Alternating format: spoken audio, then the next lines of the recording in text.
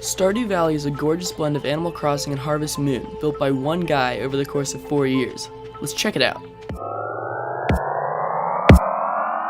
I bought this game with some hesitation, as I've never been big on farming games. I've played a little Harvest Moon on my old Game Boy and played through Animal Crossing on GameCube as a kid, but it's never really hooked. This game, however, really blew me away. It offers a huge assortment of activities and endless hours of play. Now, I feel you can't really talk about a farming game without first talking about the farming.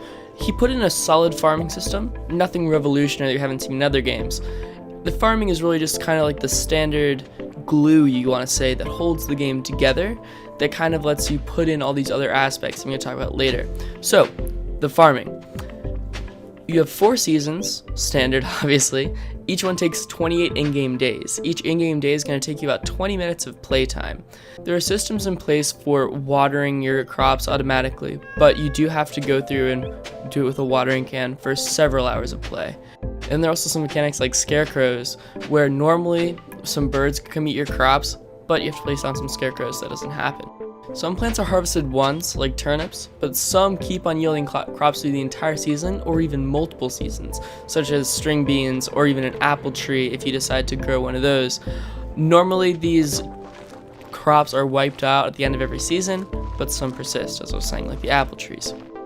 Also, we have raising animals. So just some of the animals you can raise are cows, chickens, pigs, ducks, etc. And they can be used to make products like eggs or milk, but you can also slaughter them for meat. In addition, you can actually have pets. You're given a cat really early into the game, and apparently you can get dogs too, which is just awesome. So let's talk about crop processing. So it wouldn't be any fun if you just got the crops harvested and that was it. With everything, you kind of have another layer, which is the whole crafting, which I'll get into later.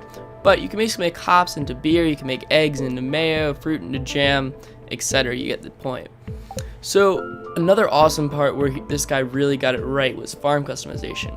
So you have a huge array of customizations you can put in your house, like wallpapers. For instance, in my house I have this geode, which is pretty awesome. You can have chests and chairs and everything to store all your stuff. You can also buy attachments to your farm, like you can get silos to hold your crops, you can get chicken coops, you can get just a bunch of buildings, and it's really good way to help you build your farm and make it really yours. And it's gorgeous, and it has aesthetic elements. It lets you actually build your farm and make it look really good. You can make like pebble pathways, etc. that don't necessarily serve a utilitarian purpose, but you really want your farm to look awesome in this game. Personally, I'm not there yet because I've put in about 11 or 12 hours and I still haven't gotten to the point where I have that excess money, but I've seen a lot of streams where people have these gorgeous looking farms. Unfortunately, I have not had the time to put in this game yet to be able to do that, but I certainly will in the near future. So another really surprising aspect of this game actually is fishing. So there is a very large and prevalent fishing system where you have to go to different bodies of water and you have to fish out different types of fish. So when you go to the ocean, there are like, I think 5 or 6 different varieties of fish.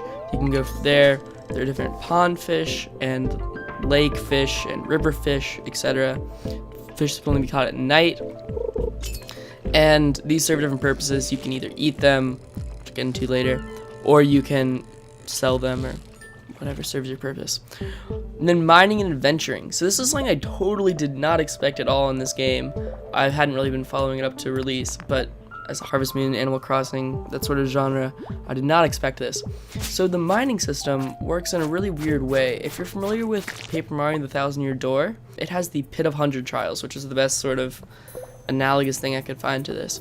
So there is a mine, and you go down levels. And each level, you're going to be basically looking for the entrance to the next. And each one is going to have different ores you can mine and different enemies that you're going to have to kill there. And if you die, you're going to be teleported back up to the top. You're going to lose some money, but it's not a big deal.